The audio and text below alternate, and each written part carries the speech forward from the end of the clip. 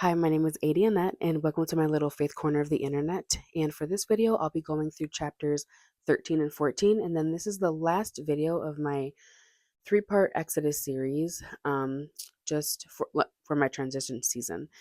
And last week, I said that I was not working on patience, and God took it upon Himself to make sure to test that. Whew. Last week was rough. It was rough. I got a little sick and I started working with kids. Yep. And the kids are a handful, but ooh, it was testing my patience. Um, it oh yeah. In their early days, like, I'm waking up at 5 a.m.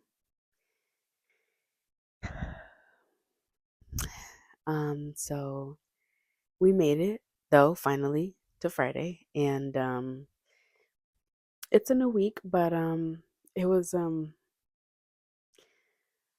last week was a doozy. And yes, I did learn a lot about self-control and taking deep breaths. Um and I feel like, obviously dealing with kids, you do have to have a lot of patience, and when it's a lot of them at the same time, everything is happening at the same time with them. They're like all talking at the same loud volume. And then there's a lot of touching. Yeah, yeah. Last week definitely showed me how to um, control myself and, like I said, breathing. We're,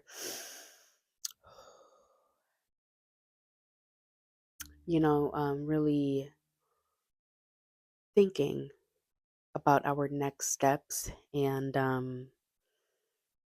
controlling an environment. So, yes, all things which I applied to my real life. And I think working with around children will be interesting. Um, but yeah, I just thought it was funny that I'm over here like, I'm not working on patience. And God was like, here we go, then. Buckle up, because you're going to need it. 5 days in a row on top of being sick. So, yeah, thanks for that. But yeah, let's get started and we'll go through chapter 13. Okay, so in chapter 13, we see that Moses is told by God to consecrate every firstborn son. And then God is directing the Israelites towards the Red Sea. And then God is pointing out that if he sends the Israelites towards I, I believe, the Philistine path, it would be shorter, but then they could face war, and then the Israelites might change their mind and return back to Egypt. I think it's interesting that God pointed out that if he sent the Israelites through the quicker and shorter path, if something were to go wrong, they would then turn around and go back to Egypt. And I feel like often I see that, um, us as Christians, like if the path isn't, or if the path is like quick and short, or whatever it may be, like if things don't tend to work out the way we imagined, or the way we had planned out, we just want to throw in the towel and give up and just completely stop trying. And I feel like it's so funny that God always tends to send us on the longer path to things where there can be detours. There's all this self development that nobody asks for. But I think then it allows you to, once you get to the destination, to fully enjoy it and actually receive the blessing instead of it being like short and quick. This made me think that it's really important to be intentional in your walk with God, because although things can get hard, it's important to um just follow like those next steps, or even ask him. Like, I often ask him to order my next steps because I am intentional about how it is that he like what path he wants me to follow for my purpose and just in life in general. And I feel like yes, we can have our own plans, but at the same time, just be careful about being stuck on your own plan and wanting to follow your own path instead of um following God's path and like the way, like, going on the road to to success his way. Like, I know we like to get things done quickly, and especially with social media, we see people gain success overnight, but as quickly as they get that success, all the money and the fancy stuff, it can be taken away very quickly. And I just don't want to be one of those people. So I feel like it is so important when you're choosing to follow God that you ask him to order your next steps. And I'm always going to keep saying this to you guys: obedience. Just be obedient. And if you don't ask God to order your next steps, I feel like it's always good, because it's definitely helped me in this season. Because sometimes it may look like I should go one way, but then I'm like, you know what, make it clear what decision I should make, and then it'll kind of, it'll just kind of play out in a way where it's a sign that I just can't ignore. It's like super direct. And further in chapter 13, we see that God led the Israelites with a pillar of cloud and fire. And I feel like that really stood out, and that's a detail that I actually did not know. Um, because with asking God to order your next steps, like, I feel like that was like the actual, like, reading that, I was like, oh wow, like he is kind of like lighting that path for you. So you won't be able to see in most cases. If you're one of the lucky ones where he shows you what's going to be going on, I love that for you. But in this case with the Israelites, he lit the path just enough for them to take one step at a time. And yeah, I feel like reading that, I was like, oh yeah, because in my life, I feel like God will show me just enough to continue following him. Okay, and now let's move on to chapter 14. Here we see that Pharaoh was following, kind of where the Israelites were going towards. And then once they found them on the path, him and Pharaoh and his army marched towards the Israelites to begin to attack them. Now, in verse 11, the Israelites ask Moses, why did he bring them out there? And if he brought them out to kill them. They started telling Moses that they already told him they didn't want to leave Egypt and to leave them alone. Like, they did not want Moses' help to get out of slavery, out of Egypt. They wanted to stay in that situation because it was just all they've known, but they did not want Moses' help. So with the Israelites seeing Pharaoh coming with his army to attack them, they were so afraid.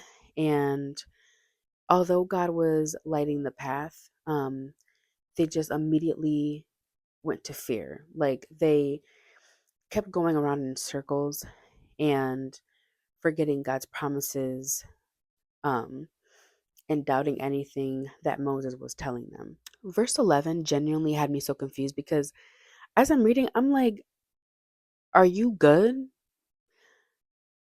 God promised you a land of milk and honey and to be freed from slavery and all these beautiful things. And they're constantly reminded of these promises. And they had the nerve to fix their mouth and say, why did you bring me here? I didn't even want to be free. Like, I was fine where I was at.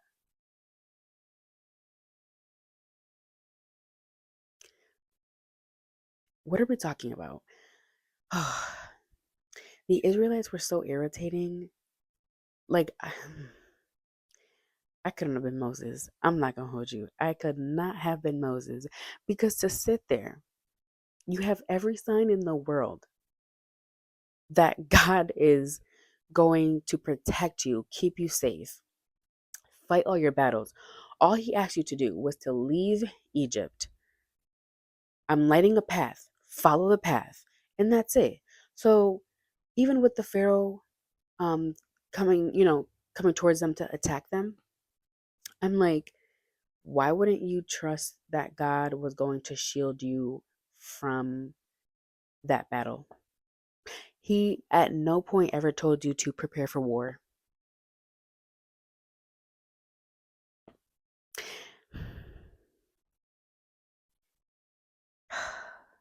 Moses, Moses is better than me because, oh my gosh.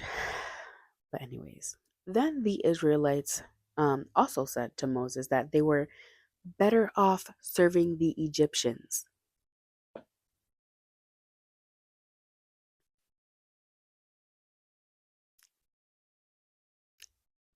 Like what? Like this whole chapter, really, I honestly, it made me realize why God was so ruthless in the Old Testament and why he was just killing people in mass. Because if I'm telling you, I am going to take care of you and everything will be fine, I've let you know to prepare for an exit. And that's all I wanted you to do.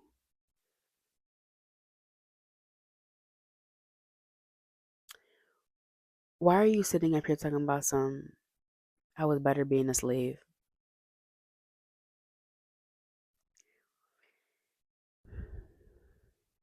But, at this time, I'm glad that Moses was more confident and um getting himself together and actually trusting God, because him being able to be confident in his authority, I feel like is what was um allowing the Israelites to follow his lead. Moses told the Israelites that God is going to fight this battle for them, and then that's when he parted the Red Sea so they could walk through. And yet another amazing miracle happened right in front of their eyes for them to walk through. And then when Pharaoh and his army wanted to walk through the Red Sea, the sea started to, just close up and merge back together, and then started drowning and killing off the army, and eventually scared off the Pharaoh. And I was just sitting there confused because I'm like, you guys were afraid of dying and having to go to war with the Egyptians when that's not what you were told to do. God told you to camp and then to walk and make it to the Red Sea. If he wanted you to prepare for war, do you not think he would have said that? If he's been clear every step of the way, why right now would he be like, oh, surprise? I think it's annoying just to see that the Israelites, by this point, still could not see that God was working in the background. But then, like I said, he was always letting them know what he was preparing them for. Like he was speaking through Moses also. And it's like, you guys, get it together. God gives us all that we need to succeed, and all we have to do is be obedient. Just trust and have faith. And the Israelites having all these signs and struggling with this the whole time just bothers me so much, because I feel like sometimes, like us, like present day, we don't get those miracles or those signs like they did. So just don't be like the Israelites. God, honestly, like he has come through every time for me. And like I said, I'm still human. So am I going to have a moment of like worry or maybe like a second of doubt? yes, because I'm human, but then at the same time, I'm like, oh, okay, well, has he ever let you down? When hasn't God ever come through? Like, he's always fought my battles. What am I concerned about? And then I move on, because I feel like the enemy is still going to try to attack my mind and put those negative feelings in there. So he's always going to try to keep me from following God. But then, like, I know the truth. He does always give me everything that I need to be successful. And I understand that it's easier said than done. So I'm glad that the Israelites finally got it together. And after seeing the aftermath of the battle and the fact that God took care of them, and fought the battle for them, they were definitely at ease and able to just move forward, following Moses. By the end of this chapter, I realized that I'm not as bad as the Israelites, and I'm grateful because I'll tell you right now, like, even when God does like one thing for me, and it could be like something small, it does so much for my heart, soul, mind, everything that I'll be so grateful for it. And I'm just glad that I don't move like the Israelites because this has been beyond frustrating to read. Um, because I feel like, especially back in those days, it was easier to see God in a way, and like all the miracles were like present day. I just feel like some of that isn't happening, and I just wonder. I'm like, why was it so hard for them just to follow him and trust him? Like, he's literally in your face. I'm definitely feeling more confident in my purpose, and like I'm walking with chest. Like, I'm feeling really good. And um I feel like just reading Exodus and seeing Moses's growth, I'm like, yes, honey, we're the same. And I love it so much. And I I feel like, as like, now that I'm like older and reading Exodus, I just have a much different perspective on Moses than I did when I was younger. And it's so crazy that he's someone that I can relate to so much, given everything that I had to go through in my life, and then even in this current season of transition. I know that we hear faith over fear a lot, and it's become like a cliche, but when you actually put it into practice, it's literally so freeing because you know that God is going to fight all your battles. You know that He's going to provide everything that you need to fulfill His purpose. And yeah, I feel like reading these 14 chapters of Exodus, it just gave me the right perspective on how to move forward. And honestly, the kinds of things that I should not have top of mind and that I should not allow to even cross my mind.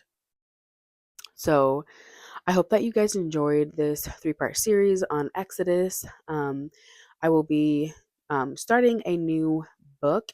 I'm not necessarily going to dive into um, the full book of Exodus. These 14 chapters were just the ones that I wanted to read, just given the season that I was in and that I just felt were applicable. Um, yes, and thank you for tuning into this series. I really enjoyed doing this and just sharing you guys kind of like live updates on my transition season. And I feel like now that I'm feeling confident in my purpose, I am just doing other things. But yes, I'm still going to try to stick to scripture and have it just be like my lead more than ever, because I feel like in the past I was just like on and off with scripture. And I feel like this time around, I just want to be really intentional and focus on the Bible. So I will be going through, I believe Joshua is what I have next. So we'll be going through that over the next couple videos. And I hope you can, just take away anything like that I said in this video or my previous videos on Exodus, and anything on my transition series. If you're going through it, or if you feel like God is calling you to transition out of something, I hope that my perspective and explanation on these Exodus chapters helped.